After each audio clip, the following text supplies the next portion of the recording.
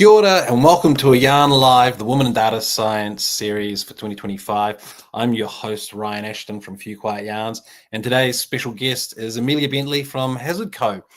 So we're going to be hearing from Amelia shortly and looking at what work she does, what her career path was like, what are some of the interesting elements around WiDS, and of course, what will she be doing as the panel facilitator at WiDS. So with that, let's jump into, first of all, hearing about you. So if you could introduce yourself, Amelia, give us an idea of your role, your work, and your relationship with WiDS, that would be lovely. Thank you. Yeah, thanks for introducing me, Ryan. So I actually graduated from Vic last year, and I'm now working as a data and AI scientist at HarzardCo. So that's a digital health and safety company in New Zealand, Australia, and the UK that provides health and safety for construction companies. So in my day-to-day work as a data scientist, I sort of feel a little bit like a detective. I'm looking for the story behind the numbers. So I'm asking, why are engagement patterns changing? How can we improve retention? All of those sort of questions. And we use those insights to shape our business decisions. So I do really love that data can teach us so much. I get to find numbers and evidence to guide smart decisions. And it's in a really meaningful place as well, because it does help keep construction sites safe for New Zealand. And I think we all know that tradies can have a very she'll be right sort of attitude. So that's exactly it. Anything we can do to kind of help keep them safer and make it as simple as possible. So it's really exciting work. So they can walk along the plank, but the HarzardCo system will alert them before they get to the end of it and fall off the end. Little funny story. I'm not very practical, but I worked in my uncle's construction company as school holidays, and so impractical. We were lifting the shelf off a scaffolding and had to lift it off and then put our hand underneath to catch it and put this hand on the rung to, I know it's probably absolutely wrong, but what I did is I lifted it and then let go before I put my hand under the bottom. So this, meter by meter metal shelf, which is being held by another guy on the other side, just fell 3 stories down the middle of the scaffolding. But before it did, it almost ripped his arm out. So I was not the most popular kid on the site. And it's sort of always after that, my uncle was like, okay, you can do all the stuff on the ground. Yeah. We'll give you a paintbrush, but we won't give you anything sharp, like, oh my goodness, you're dangerous. Fights for you. Yeah. So luckily, when I worked in construction marketing, I did my site safe, so I have some exposure to it, and I've seen a few of the different offerings that are populating away. And of course, AI and everything that can be done with different parts of AI can obviously catch everyone, keep them safe, and reduce their injury and fatality count. So really cool to hear what you're doing. And I love the detective part. So we'll call you Special Agent Bentley. Probably highlights too many, FBI shows. But with that, let's have a look at the next part of this discussion. So can you tell us about your career path? And granted, you just mentioned that you've just graduated a year ago, and this is great because a lot of the interviewees that we've had 20, 30 years experience, right? So they do have a very squiggly line of things that have happened, etc. And that's great. However, some of the target audience that we're trying to speak to are people that are younger than yourself, even, who are maybe at school, maybe their parents are going to show them the video, maybe, all different ways. So you're very relatable to that portion of people who, like yourself, were coming through school, were making decisions. So if you could tell us, but especially tell the audience, about your career path and some of the factors that went into you getting to where you are now. Yes, so I guess my path into data science has been relatively traditional in that I did go from high school to uni straight into a grad role. But I guess there definitely has been some sort of squiggly parts. I mean, starting out, I always loved maths in high school. I really thought that I would go into statistics because I hadn't even heard of data science until my year 13 teacher mentioned it. And I was hooked immediately. I quite liked that it was more than just coding or maths. It combined problem solving and domain expertise. But I guess my squiggly line, even before I kind of stepped into the workforce, was that I really liked humanities as well. So I did psychology and history, and I thought I would have to choose between the soft and hard sciences. But then I decided that I'd do psychology and data science. So to me, that made a lot of sense, because I was like, all the data that we're looking at is about humans, and how are we going to understand that data if we don't understand human behavior? So I guess even though I thought it was a good combination, there were a lot of people who did kind of question it, and I did feel like I was sort of justifying that combination for a while. Yeah. But yeah, Well, but if I can jump in, that's a really good point, right? So, again, I'll tell a little story about myself as context. So, I used to love art at school, but I wasn't allowed to do art because my grades were really good, and I had to be doing science, chemistry, maths, etc. And that was going to open up the world of opportunity. But I could do it, got great marks, but I didn't enjoy it.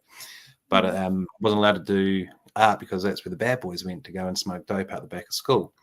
So of course, when my parents did that, they were like, no, no, no, no, no, no, no. But I went to uni. I did a sort of like a mixed year because I couldn't decide between med, law, and architecture, and ended up finding my way into an art paper and topping the class. I think I got second actually, and starting my job, left uni and started my job as an art director the next year. So whilst the career guidance counselor had said, you don't want to be a poor artist, Ryan. You don't want to be living at mum and dad's or living on the street. The career guidance counselor, in my mind, didn't do what they should have and said, you could become an art director, creative director, think about who makes adverts, etc. So I was pretty scared about art and being poor, and tried to make a go of all the things that I wasn't really interested in. So my little message when I got to speak at my school as an old boy was follow your path, not the teacher's or your parents' path, and investigate everything, because like if I'd investigated, I would have discovered art direction or advertising world as an opportunity. So when you come back to what you did, not only do you have a unique proposition that probably very few do with the psychology and data science, but you're following your path. So I'm really pleased to hear that. And on that note, thinking about the yen na year, should we write tradie culture or Kiwi culture, which is exacerbated in that market? Do you get to deploy some of your psychology education into making things work in the app in a way that obviously helps curb the bad behavior? Is there anything like that you can talk to? Yes, definitely. So I think thinking about how tradies would think and how people on an actual construction site would use an app is a big part of what me and my team think about. You can come up with these great ideas, but if someone on a work site who doesn't really care about technology or these things is going to look at it and go, don't want to look at that, there's no point in doing it. Same with when we're thinking of what sort of forms or what sort of kind of things should we incorporate into it. We've got to think what's actually going to make their lives easier. So I do feel like we kind of think of these theories, and you kind of, you'd know it in marketing and stuff, but you create these personas of people and really think about that. And so a lot of what I do as well is looking at all the data of how people use the app and use the product, and try and quantify that into behaviors. So that's quite interesting. Am I right in bringing up the reference of UX? Is that the label we apply as part of the discussion? And UX research. So it's a really important combination. In fact, you might have been a trendsetter, if you will, because obviously in tech and designing apps, the people that use it and understanding them are as important as the what you build for them to use. So now we've got some notes here, and I'm really interested in hearing more about the defining click moment, as you've mentioned, around neuroscience and machine learning. So please do share more about that. Yeah, well, I guess it was my moment that I kind of felt confident in that combination of psychology and data science, was when I was taking a cognitive and behavioral neuroscience paper, which was a psychology paper. At the same time, I was taking a machine learning paper, which is a data paper. And we were in both the classes learning about neural networks.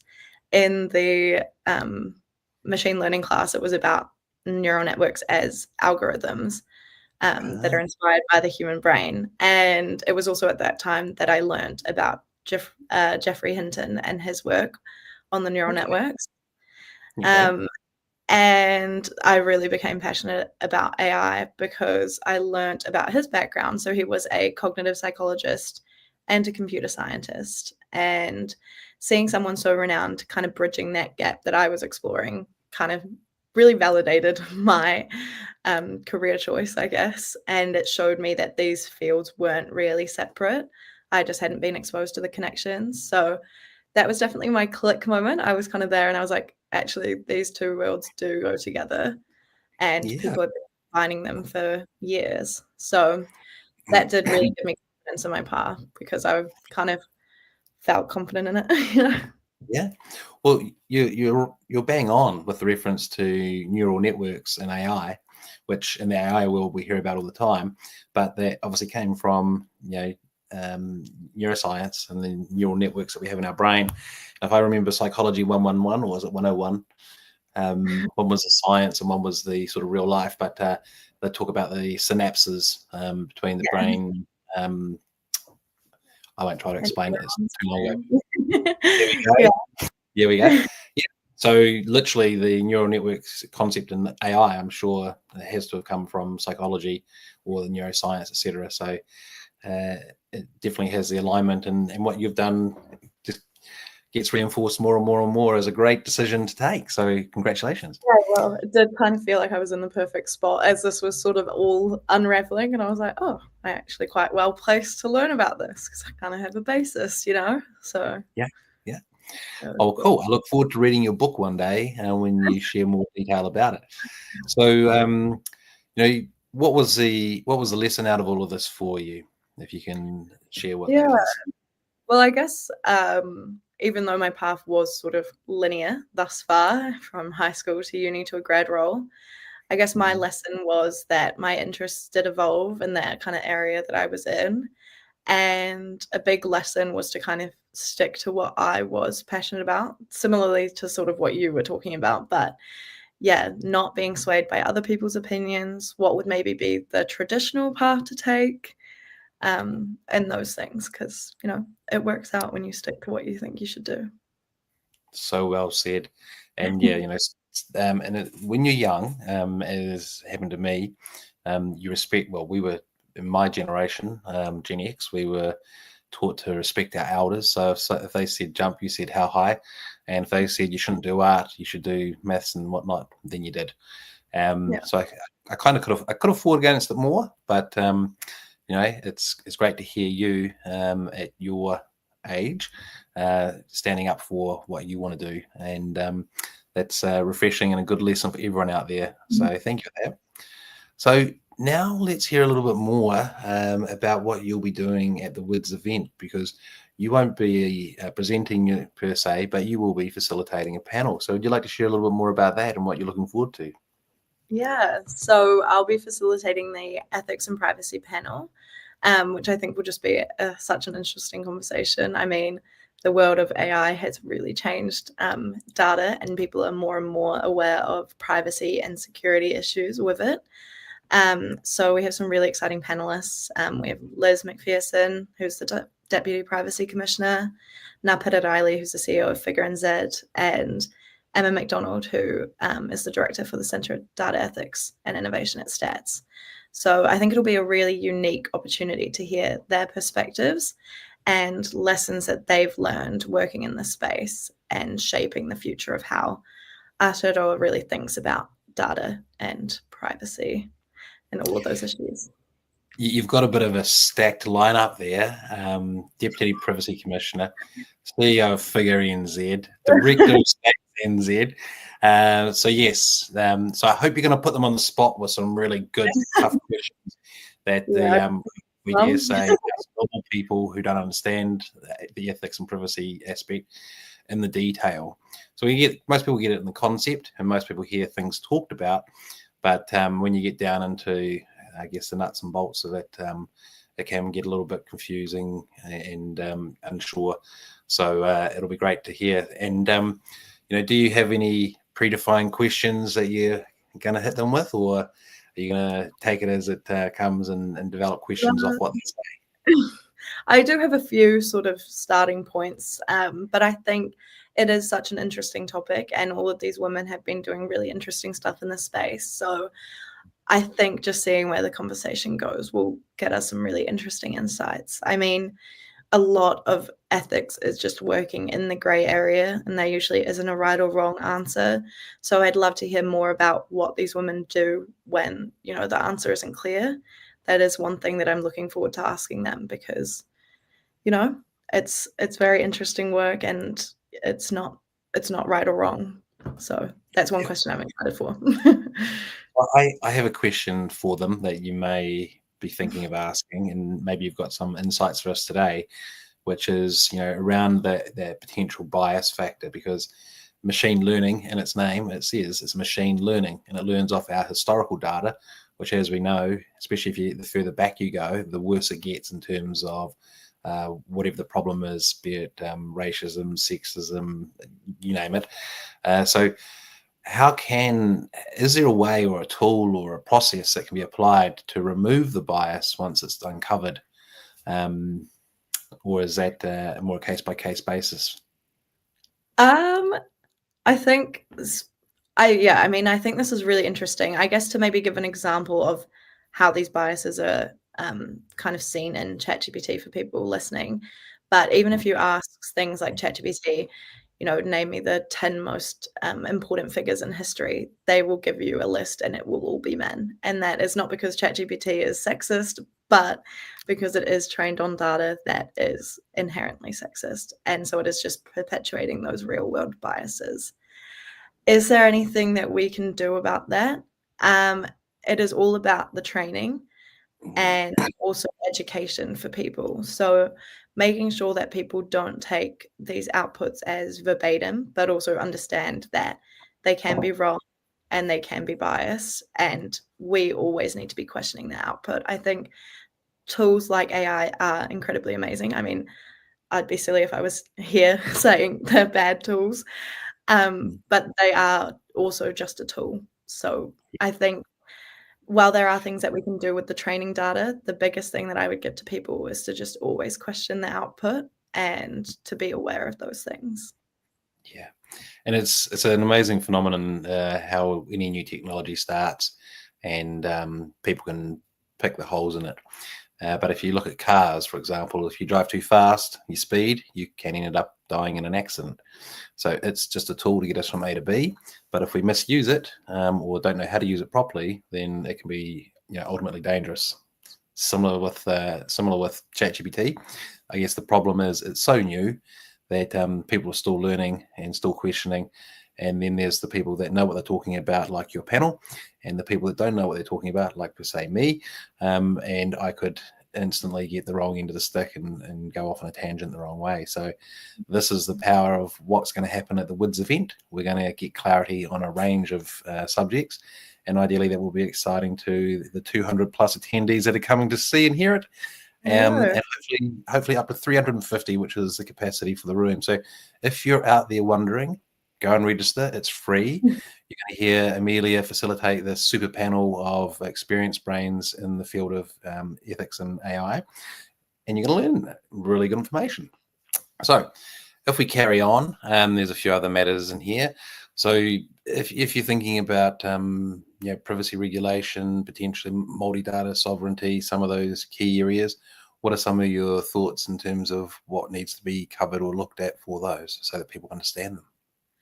Yeah, well, I think one of the biggest things for New Zealand is obviously kaupapa Māori and protecting Māori data sovereignty. So in the world of AI, this is really interesting because a lot of Māori data isn't put into AI systems or trained on it because of protecting those rights. But in New Zealand, as we are using AI more and more, we need to think of how we can use those in beneficial ways for Māori populations in New Zealand. So that's one thing that I will be asking the panel about. I think there's some really interesting work already being done in that space. And it would be interesting to see how these women are protecting those rights, and not even just protecting, but encouraging and uplifting. Yeah. And there will be a speaker, Ernestine Walsh, who will be focusing specifically on that subject as a specialist. So that will add more information to that. So now let's have a look at WiDS, and what has WiDS given you as a student, data science student. Which, first of all, we should say, when I was talking to Dana Briscoe, the lead data scientist at Stanford. She talked about the fact that there wasn't a data science degree about 10 years ago. It's quite new. And you've actually done a data science degree and are now a grad working in the space. So what has WiDS given you or helped that you wouldn't have without WiDS, if I frame it that way? Yeah. Well, I mean, on that first note, when we were chatting earlier, I had to check when Vic started offering not a woman in data science, sorry, just a data science degree. And it wasn't until 2019. So there are probably far and few women in data science who have a data science degree. But hopefully a lot are becoming. But I feel incredibly lucky that WiDS was a thing when I was at university, because it did give me such a great sense of community early on. I met a lot of my close friends there. You're meeting such like-minded people who care about data and are passionate in this space. So it is really, really nice, especially because a lot of these areas are still very male-dominated. And it's the same when you enter the workforce as well, and that imbalance is really clear. So it's really important to have these kind of communities. Being a woman in science often means that we're in spaces that aren't made for us, and that's why having spaces like Women in Data Science is so meaningful, because they remind women that we do belong here and that we can shape the future of this field. So yeah.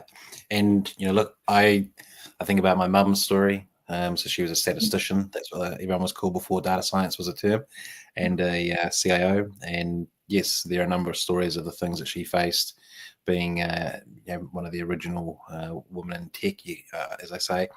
And it still happens today, sadly, unfortunately. And in terms of making space, yeah, it can be. Now, the only thing, obviously being a white male, I haven't experienced being a person or a minority. And one of the few times was when I was in Singapore, and trying to walk through the tube station, and everyone in Singapore just does work, moves and goes. But because I was like head and shoulders above them, I was concerned about being bigger and bumping them over. So I was sort of dodging here and excuse me there and excuse me there. And my brother at the time called out from 20 meters away. I said, "What are you doing?" So I'm trying to get through the crowd and keep up. He goes, "Just walk. Don't stop and excuse yourself. Just walk, and the crowd moves around you, and you'll move around." So I very slowly started walking, and was scared that I was going to bump one of these smaller people over. But then the next thing, what he described just happened.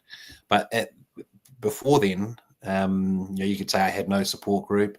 I had no guidance until until my brother gave it to me, and I was feeling like a fish out of water probably doesn't even describe it. And that was just in 5 seconds. So I can only imagine what it's like for someone who's dealing with it day in, day out. And we talked about some of the past people, like Isel Koku, who did her science degree at Vic Uni. And when she's spoken at an event before, she talked about how she was one of 3 women in a class of 200 boys. And the 200 boys all avoided all the girls. So the 3 girls for 3 years did all their tutorials, etc., together. And I'm not sure what those other 200 boys are doing, but Isel went on to build a multi-million-dollar business and exit it, and then go and build another one. So she's doing pretty well. And maybe they should have hung out with her, is the message. And that's sort of my tongue-in-cheek message to all the guys out there is, wake up and get with the program. The contribution, and coming back to when we were talking about data before, and how our historical data is biased because of our societal behavior. The movie Hidden Figures was probably the first one that really highlighted it, because not only was it a woman that put a man on the moon, technically, it was an African American woman at a time when segregation was still a thing. You remember they had to go to different toilets, and she had to run across the whole, across the campus to get there. So it's amazing to think how many other stories, and there's actually been a number of other stories of women that achieved different things and effectively data science that have popped up, including the first 6 women who programmed the original computer in 1946 as part of the World War II. I only learned about that a week ago. Really? Oh my gosh. Yeah. And I think the story came out in 2022 with the dates on the reference, but it just gives you an idea how many other stories are not being told, and those stories kind of change the trajectory of what we're trying to do now. But we can celebrate them now, and that's really good. So I was just thinking, how about if I do a little summary of what we've talked about, what we've heard from you, and give you a moment to think about what's your parting thought that you'd like to share with the audience who will be watching and watch with regards to why they should attend the WiDS event on August 18th, and some of the things that they might get out of it, just like you have. So let me go back to the beginning. We got to learn that you are a graduate in your first year after graduating data science degree at Victoria University, which was only available since 2019 because data science was probably known under another term called statistician or other things prior to that. So you're one of the fresh crop of official data science degree data scientists working for a health and safety organization, HarzardCo, which is a big problem to solve in terms of the safety of tradies on site. New Zealand has a terrible track record. There's lots of data about the accidents and the problems, and sadly, sometimes the fatalities. So working on a product that helps keep people safe and effectively alive and get back to work, which is great. And then we heard a little bit more about what your passion is for data and numbers, where it came from, along with what you'll be doing at the WiDS event, which is facilitating the panel of all the super experienced privacy and ethics practitioners, including Liz McPherson, the Deputy Privacy Commissioner, and Apira Riley, the CEO of Figure, and Emma McDonald, the Director of Stats NZ. So we're looking forward to what you gain out of them for all of us. And then the last one we're talking about, of course, was what does WiDS help you with, and that was giving you community, and I'll use the word psychological safety and a sense of belonging, where the standard course probably didn't, by the known fact that it would be dominated by males in a ratio of numbers, which is great. So here we are now at the conclusion, and I'd like to hand back over to you to share your parting thoughts. Why should women come to this event? What will they learn, gain? What can help them from your perspective? Yeah, well, I think, as we've talked about, we're making great strides to make sure that there are women in data science, and not just data science, but all STEM areas. And I honestly think everyone, not just women, should come to this event to help support and further those strides. I think men also play a really important part in this, in encouraging women and making them feel seen in the space. But I just think even more so than just supporting women, it will be an incredibly interesting event. There are some very interesting people talking at the event, and I think you'll just learn a lot. So yeah, I would encourage everyone to come. Excellent. Well, thank you very much for your time and sharing your story with us and all the viewers. And I am really looking forward to seeing the panel that you're going to facilitate, and of course all the other speakers, and being part of that community that you've spoken about. And of course you talked about anyone can attend. So yes, I think in these situations, and I think of things like International Women's Day as well, probably the most important person to be at those sometimes are the men that need the education to learn, understand, and take it into account. So in short, everyone's welcome, and we look forward to hearing you facilitate the panel. So thank you very much once again. Thank you.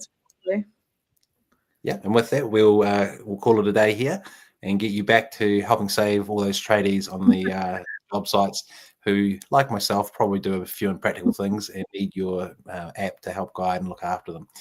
So thanks again. Thanks. Yeah.